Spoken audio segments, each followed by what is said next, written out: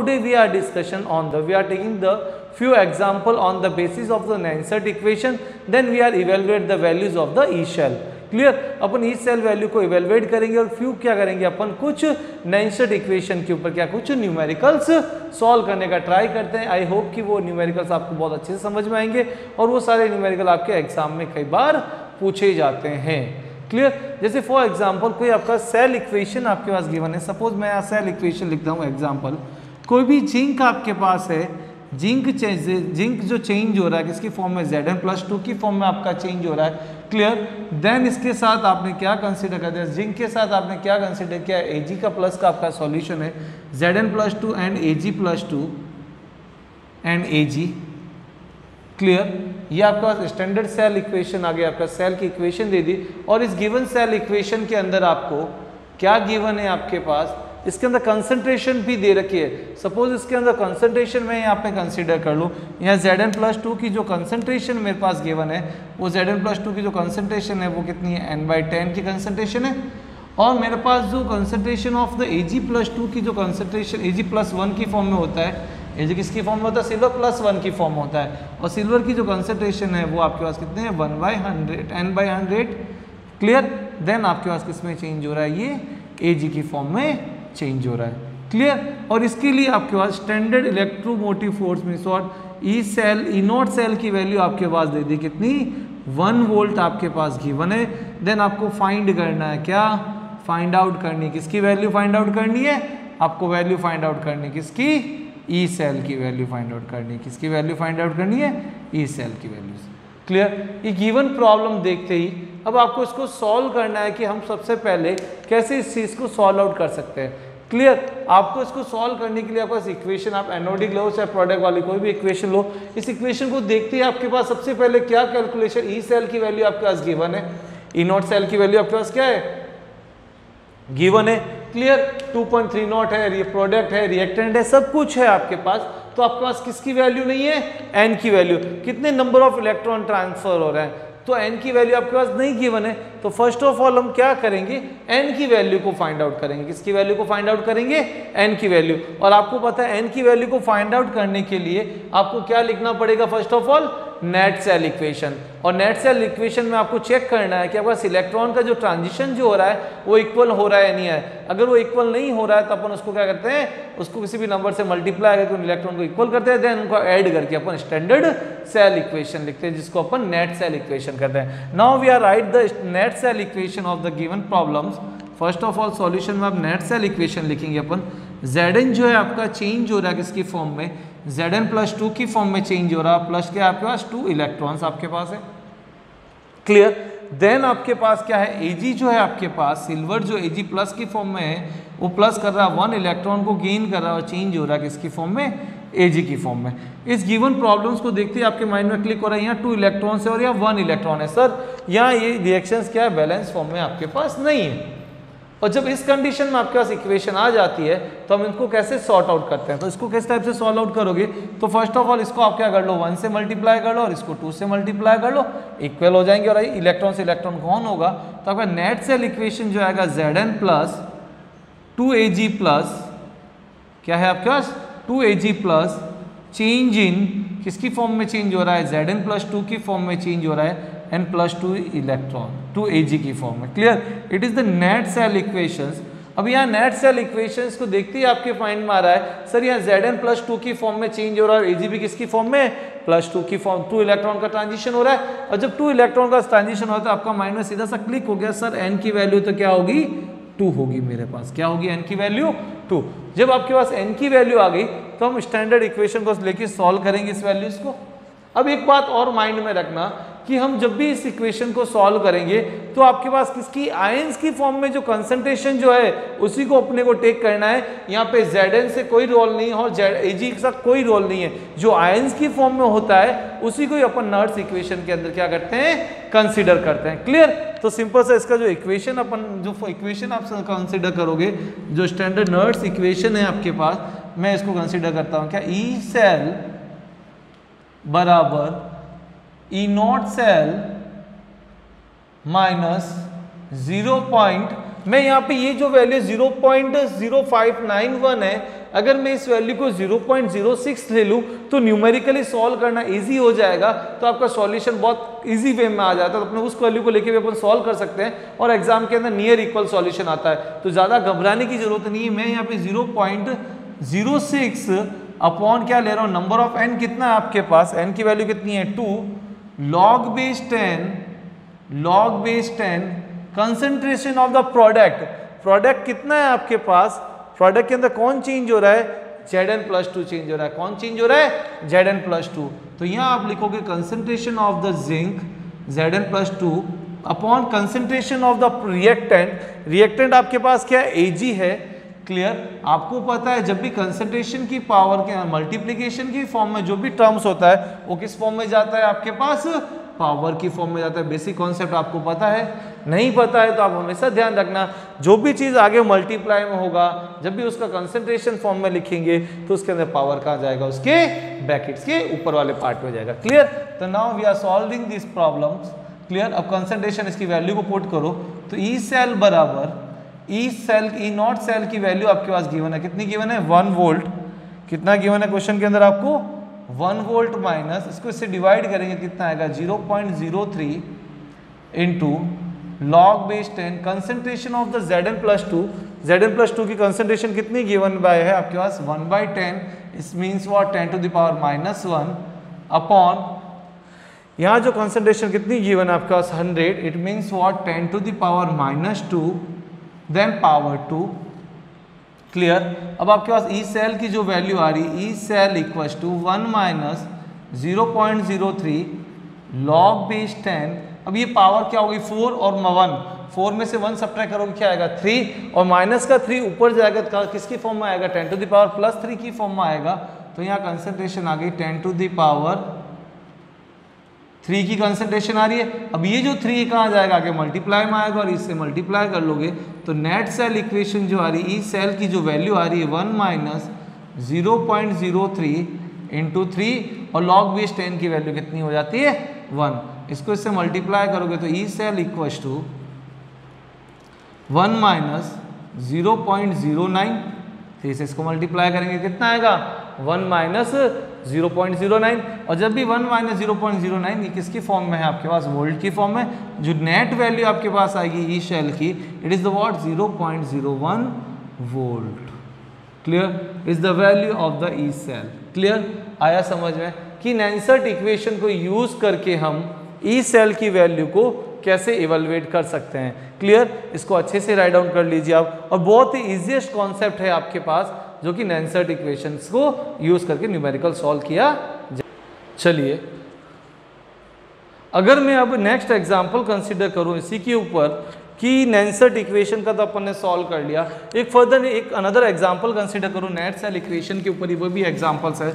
तो क्या वो एग्जांपल्स होगा देखते हैं। देखिए, सिंपल सा कॉन्सेप्ट है उस क्वेश्चन के अंदर, सेम इसी टाइप से सॉल्व करना है, बट देखते हैं क्या प्रॉब्लम्स है वो, है ना। ओके, अब देखिए नेक्स्ट जो प्रॉब्लम्स आपके पास आ रही है, क्या है आपके पास कोबाल्ट है आपके पास CO, कोबाल्ट जो चेंज हो रहा है CO जो क्या आपका नेक्स्ट एग्जांपल मैं कंसीडर कर रहा हूँ, ये जो कोबाल्ट है आपके पास, कोबाल्ट चेंज हो रहा है CO+3 की फॉर्म में और इसकी जो कंसंट्रेशन आपके पास दे रखी है वो कितना दे रखा है m/100 आपके पास इसका दे रखा है। देन ये एंड और क्या है इसके साथ टिन है, SN आपके पास है, टिन है आपके पास, SN किसकी फॉर्म में है +2 की फॉर्म में और इसकी जो कंसंट्रेशन सांद्रता दे रखी है वो m/1000 की कंसंट्रेशन दे रखी है और वो किस में चेंज हो रहा है SN में चेंज हो रहा है।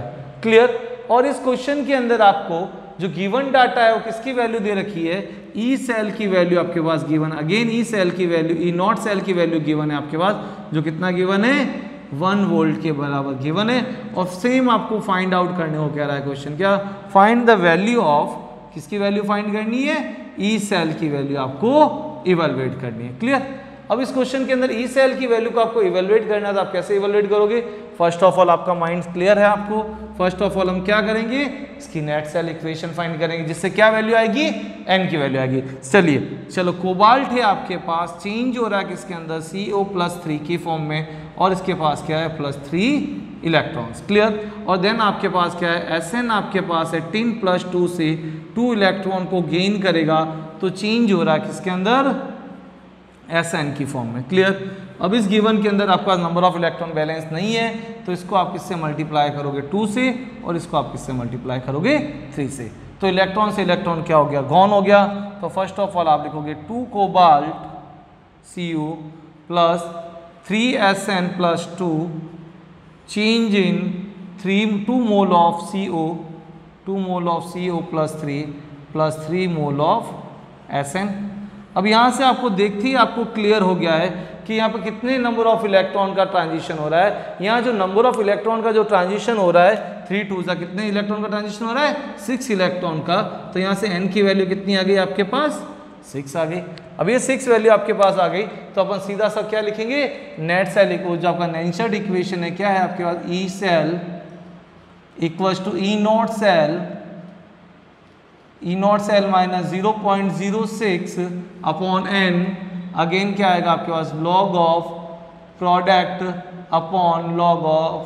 अपॉन क्या आ गया, रिएक्टेंट। क्लियर। और लॉग बेस क्या है आपके पास, 10 की फॉर्म में। Clear. We are putting the all values, then E cell equal to E not cell की वैल्यू कितनी दे रखी, 1, 0.06 अपॉन n की वैल्यू कितनी है आपके पास, 6 वैल्यू है। Then log of product, concentration of the product आपके पास क्या आ रहा है, कोबाल्ट प्लस 3 आ रहा है। कोबाल्ट प्लस 3 की कंसंट्रेशन कितनी है, 1/100 है। तो 1/100 को आप क्या लिख सकते हो, 10 टू द पावर -2। क्लियर। और आगे आपके पास क्या है, 2 मल्टीप्लाई में है, तो 2 कहाँ जाएगा आपके पास, पावर की फॉर्म में, अपॉन प्रोडक्ट अपॉन रिएक्टेंट आपके पास क्या आ रहा है, टिन है आपके पास, टिन की कंसंट्रेशन कितनी, +2, और टिन की वैल्यू क्या दे रखी है आपके पास, 1000। सपोज इसको 1000 कंसीडर करना है, m/1000 आपके पास है, तो आप क्या लिखोगे इसको, 10 to the power -3 to the power, आगे मल्टीप्लाई में कितना है, 3 है, तो 3 इसके मल्टीप्लाई में हो गया। Now this all this problems, E cell is equal to 1 - 0.06 log base 10 upon में आपके पास कितना है, 6 है। क्लियर। इसकी पावर क्या होगी, 10 to the power -4 upon 10 to the power -9, 3 3 सा 9 एंड 2 2 सा 4, 9 से इसको सब्ट्रैक्ट करोगे क्या आएगा, 1/5, और ये कहाँ जाएगा, 10 टू द पावर +5 की फॉर्म में चेंज हो जाएगा आपके पास। क्लियर। तो इसको सॉल्व करो, 6 से इसको गॉन किया तो 0.1 आप 0.1 वैल्यू आपके पास आई। तो आपके पास क्या आया, ई सेल बराबर 1 - 0.01 log base 10 to the power 5। Clear. 5 आगे मल्टीप्लाई में आ जाएगा, तो 1 - 0.05 क्लियर वोल्ट की फॉर्म में आपके पास वैल्यूज आएगी। It is the value of E cell. Then now we are solve the problems, then इसको सब्ट्रैक्ट करोगे तो क्या आएगा, 0.95 volt. Clear. It is the value of the E cell by using the नेंसर्ट equation, then we are the calculating. Clear. I hope कि आपको ये जैसे भी इस टाइप के क्वेश्चंस आपके पास एग्जाम में आएंगे तो आप आराम से इजी गोइंग में इनको सॉल्व कर सकते हैं। क्लियर। देन इस क्वेश्चन को करने के बाद अपन जो नेक्स्ट कॉन्सेप्ट अपन पढ़ने वाले हैं वो क्या है आपके पास, गिब्स फ्री एनर्जी। क्लियर। और जो गिब्स फ्री एनर्जी है वो किसके थ्रू आती है, विद्युत वाहक बल और गिब्स फ्री एनर्जी के बिटवीन कोई रिलेशन है। जो भी सेल का अपन इलेक्ट्रोड पोटेंशियल अपन फाइंड आउट करते हैं, उस सेल के इलेक्ट्रोड पोटेंशियल्स के अंदर जितना पावर यानी जितना वर्क करना पड़ता है उसको किस फॉर्म में कैलकुलेट करते हैं अपन, गिब्स फ्री एनर्जी की फॉर्म में अपन कंसिडर करते हैं। क्लियर। क्या होती है गिब्स फ्री एनर्जी, चलिए वो हम देखते हैं। चलिए गाइज, अब जो अपना नेक्स्ट टॉपिक्स वो है आपका जो क्या है, किसी भी सेल का विद्युत वाहक बल जो है और उसकी गिब्स फ्री एनर्जी जो होती है, सेल के विद्युत वाहक बल तथा गिब्स फ्री एनर्जी के बिटवीन कोई रिलेशन है आपके पास। क्लियर। उस रिलेशन को अपन प्रूफ करते हैं कि सेल की जो गिब्स फ्री एनर्जी जो होती है उसको अपन क्या कहते हैं, किसी भी सेल के द्वारा किया गया कार्य या सेल के अंदर कितना उपयोगी कार्य हो रहा है उसे अपन उस सेल की क्या करते हैं, गिब्स फ्री एनर्जी की फॉर्म में अपन उसको कैलकुलेट करते हैं। क्लियर। अभी ये जो गिब्स फ्री एनर्जी है, इस गिब्स फ्री एनर्जी को डेल्टा जी से किससे डिनोट करते हैं, इसको डिनोट किया जाता है, गिब्स फ्री एनर्जी को किससे डिनोट करते हैं, डेल्टा जी की फॉर्म में। Change in Gibbs free energy, delta G क्या होता है, change in Gibbs free energy. Clear. Gibbs मुक्त ऊर्जा जो होती है वो डेल्टा जी द्वारा जो कि परिवर्तन बता रहा है, कितना चेंज आ रहा है जी के मान में, वो डेल्टा जी आपको बताता है। क्लियर। इस डेल्टा जी को ही यूज करके और इसके ई सेल जो विद्युत वाहक बल है सेल का और इस गिब्स फ्री एनर्जी के अंदर भी एक रिलेशन फॉर्मूला आ जाता है। जिस टाइप से अपन ने नैनसेट इक्वेशन के अंदर अपन ने फॉर्मूला प्रूफ किया था, वैसे उसी टाइप से इसके अंदर भी क्या होता है, एक फॉर्मूला होता है। क्या फॉर्मूला होता है? स्टैंडर्ड फॉर्मूला है आपके पास, delta G is equal to minus of n into F E cell. क्या होता है? ई सेल, यानी डेल्टा जी और जो आपका विद्युत वाहक बल है सेल का, इलेक्ट्रोमोटिव फोर्स है आपके पास, वो जो उसका रिलेशन होता है delta G equal to minus N F E cell. आपको पता है एन की वैल्यू क्या होता है? एन आपके पास क्या होता है? Number of electron transfer. F आपको पता है फैराड होता है, जिसकी वैल्यू क्या होती है? 96500 कूलॉम के बराबर होती है। और ई सेल आपको पता है किसी भी सेल का विद्युत वाहक बल होता है। क्लियर? अगर यही इसको ही अगर मानक कंडीशन के अंदर, यानी मानक परिस्थिति के अंदर इसकी गिब्स फ्री एनर्जी ज्ञात करें, यानी क्या कहें अपन, मानक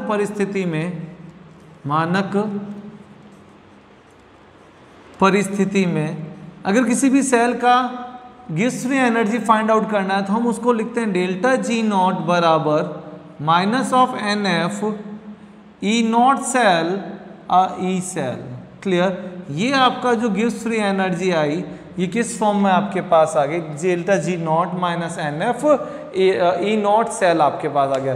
ये जो कंडीशन आपके पास आ रही है ये आपके पास क्या आ रही है? मानक कंडीशंस के अंदर आपके पास आ रही है। क्लियर? अब आपके पास आता है क्या, फ्यू केसेस आपके पास आते हैं कि सर इस सेल के अंदर ये जो आपके पास डेल्टा जी की जो वैल्यूज है आपके पास, ये डेल्टा जी की वैल्यू स्पॉन्टेनियस हो सकती है, नॉन स्पॉन्टेनियस हो सकती है, या कांस्टेंट वैल्यूज या जीरो वैल्यू की फॉर्म में भी पॉसिबल है। वो कब पॉसिबल है, किस कंडीशन के अंदर पॉसिबल है? क्लियर? इसको अपन केस की फॉर्म में, केस स्टडी की फॉर्म में अपन कंसिडर करते हैं कि कैसे इसकी वैल्यू को अपन कैलकुलेट करेंगे। फर्स्ट केस में लेता हूं आपके पास, इफ केस ऑफ फर्स्ट मैंने कंसिडर किया, if the value of E cell is equal to, अगर ई सेल की वैल्यू आपके पास किस फॉर्म में है? पॉजिटिव की फॉर्म में। अगर ई सेल का मान आपके पास पॉजिटिव है, ई सेल की वैल्यू आपके पास क्या आ रही है? पॉजिटिव आ रही है, और ई सेल की पॉजिटिव वैल्यू और ये माइनस जब भी मल्टीप्लाई होगा तो आपके पास जो डेल्टा जी की जो वैल्यू आएगी, यानी गिब्स फ्री एनर्जी की जो वैल्यू आएगी आपके पास क्या आएगी? नेगेटिव। अगर आपके पास डेल्टा जी की वैल्यू नेगेटिव आ रही है तो आपके पास जो प्रोसेस जो होगा वो स्पॉन्टेनियस प्रोसेस होगा, जिसका मतलब क्या होता है? स्वतः प्रक्रम होगा। इस कंडीशन में प्रक्रम कैसा होता है? स्वतः प्रक्रम होता है। स्पॉन्टेनियस प्रोसेस वहां पे फॉलो किया जाता है। क्लियर? जो कि डायरेक्ट प्रोसेस आपके पास हो जाता है। जैसे इसके अंदर डिप किया वो प्रोसीजर आपके पास गिब्स फ्री एनर्जी वहां पे आपका गिव अप होना स्टार्ट हो जाता है। क्लियर? सेकंड केस आपके पास आता है, केस ऑफ सेकंड आपके पास आता है, सिंपल सा केस ऑफ सेकंड आपके पास क्या है? If the value of E cell equals to negative. अगर आपके पास ई सेल की वैल्यू आपके पास क्या है? माइनस के अंदर है। अगर ये माइनस वैल्यू यहाँ पे पुट करोगे तो माइनस माइनस क्या हो जाएगा आपके पास? प्लस की फॉर्म में हो जाएगा। अगर ये माइनस माइनस प्लस हो रहा है आपके पास, तो आपके पास डेल्टा जी की वैल्यू आपके पास क्या आ रही है? पॉजिटिव आ रही है। अगर जब डेल्टा जी की वैल्यू यानी गिब्स फ्री एनर्जी आपकी पॉजिटिव आ रही है, इसका मीन्स क्या होगा? आपका एनोड और कैथोड वो आपस में क्या हो जाते हैं? इंटरचेंज हो जाते हैं। मतलब क्या? एनोड की जगह कैथोड आ जाता है और कैथोड की जगह क्या आ जाता है? आपके पास एनोड आ जाता है। उस कंडीशन में आपके पास क्या होता है? डेल्टा जी की वैल्यू पॉजिटिव, और डेल्टा जी की वैल्यू जैसे ही पॉजिटिव होती है तो जो आपका प्रोसेस जो होता है वो नॉन इंस्टेंटेनियस प्रोसेस होगा। इसका मतलब क्या है? अस्वतंत्र प्रक्रम होता है। कैसा प्रक्रम होता है? अस्वतंत्र प्रक्रम होता है। नॉन स्पॉन्टेनियस प्रोसेस होता है, अस्वतंत्र प्रक्रम होता है वहां पे। क्लियर? आया समझ में? यहाँ क्या हो रहा था? स्वतंत्र प्रक्रम हो रहा था, और यहाँ आपके पास क्या हो रहा है? अस्वतंत्र प्रक्रम हो रहा है आपके पास। क्लियर? स्पॉन्टेनियस और नॉन स्पॉन्टेनियस की बात कर ली। फिर थर्ड कंडीशन आती है, सपोज आपके पास थर्ड केस ऑफ कंडीशन आपके पास आती है।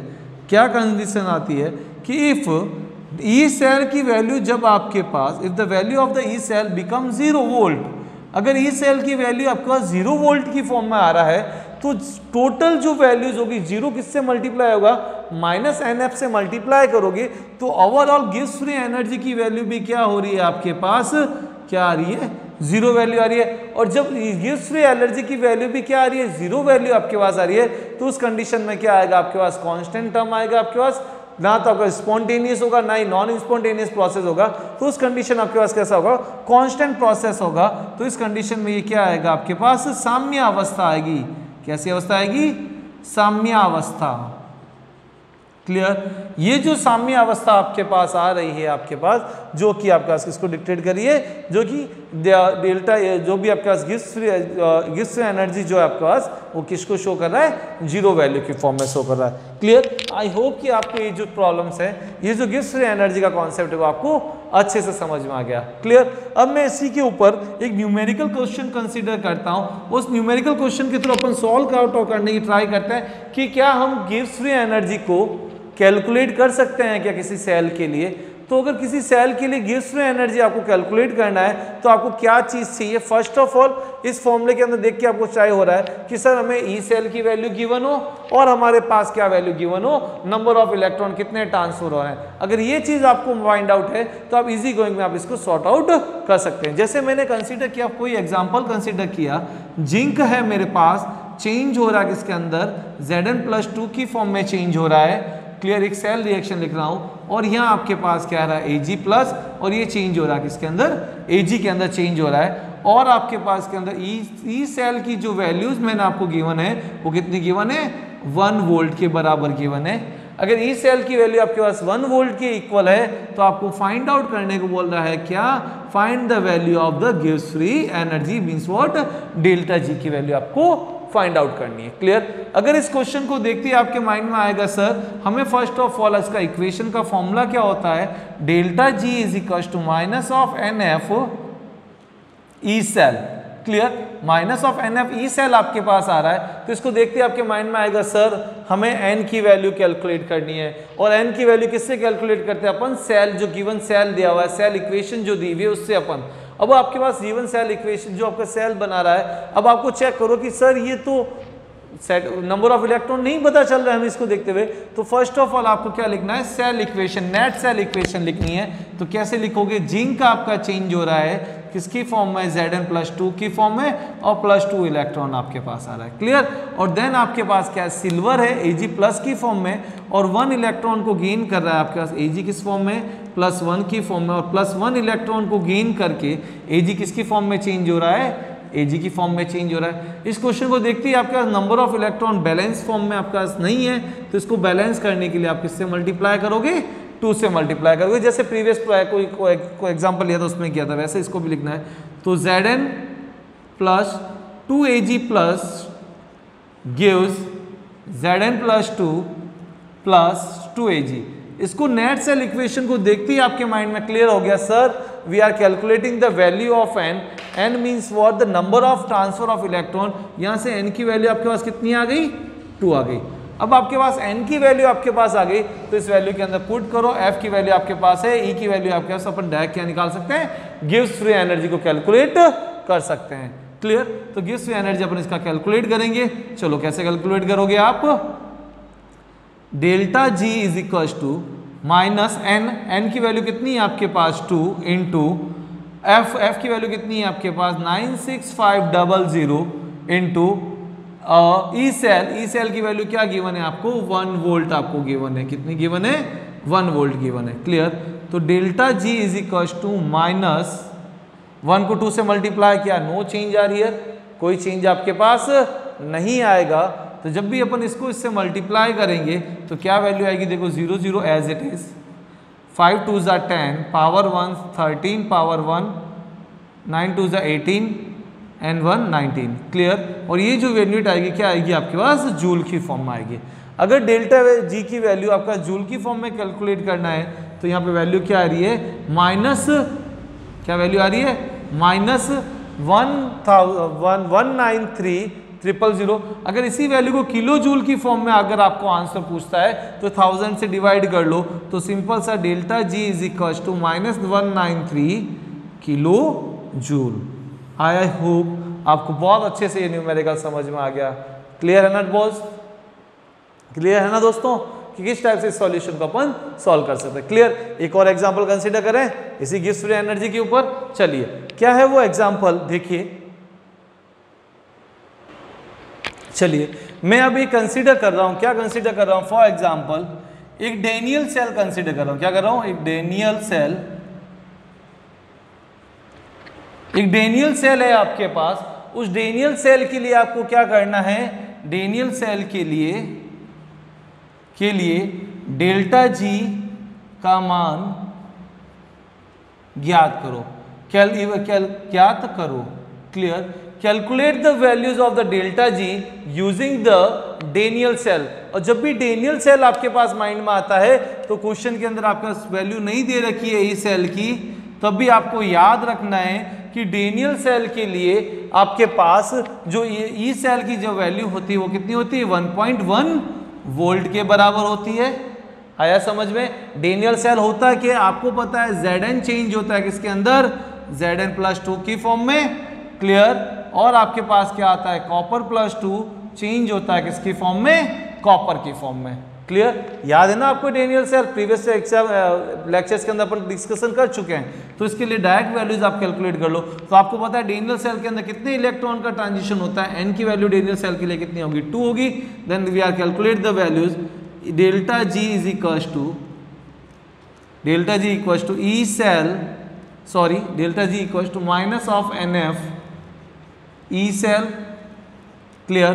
तो value of delta G is equal to minus n की वैल्यू आपके पास क्या, 2 इंटू 96500 इंटू कितनी वैल्यू है, 1.1 वोल्ट आपके पास दे रखा है ई सेल की वैल्यूज। क्लियर।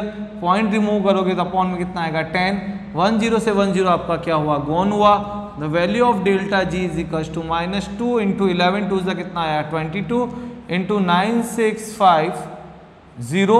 और ये जिसकी वैल्यू किस में आती है, जूल की फॉर्म में आपके पास ये वैल्यू आती है। और जैसे ही अपन इसको वैल्यू को कैलकुलेट मल्टीप्लाई करेंगे तो आपके पास जो मल्टीप्लीकेशन के थ्रू जो डेल्टा जी की वैल्यू आएगी, तो डेल्टा जी की वैल्यू आपके पास किस फॉर्म में आएगी, इसका मल्टीप्लीकेशन वैल्यू आएगा 212300 जूल। क्लियर। अब ये डेल्टा जी की वैल्यू आ गई आपके पास किसकी फॉर्म में, जूल की फॉर्म। और यह साइन क्या आएगा, माइनस का साइन आएगा। क्लियर। अगर इसी वैल्यू को आप किलो जूल की फॉर्म में आप डिक्टेट करना चाहो डेल्टा जी की वैल्यू को, तो delta G is equal to -2.212.1000 से डिवाइड करोगे कितना आएगा, 3 kilo joule. It's the value of delta G in form of kilo joule. I hope कि इस लेक्चर के अंदर जो भी मैंने न्यूमेरिकल क्वेश्चंस बताए आपको, चाहे गिव्स फ्री एनर्जी की फॉर्म में आपके पास क्वेश्चन किए, चाहे अपन नेंसेट इक्वेशन के जो प्रीवियस के अंदर लेक्चर्स के अंदर प्रीवियस टॉपिक के अंदर अपन इसको क्वेश्चंस किए, आई होप कि आपको अच्छे से क्लियर हो गए। Thank you guys.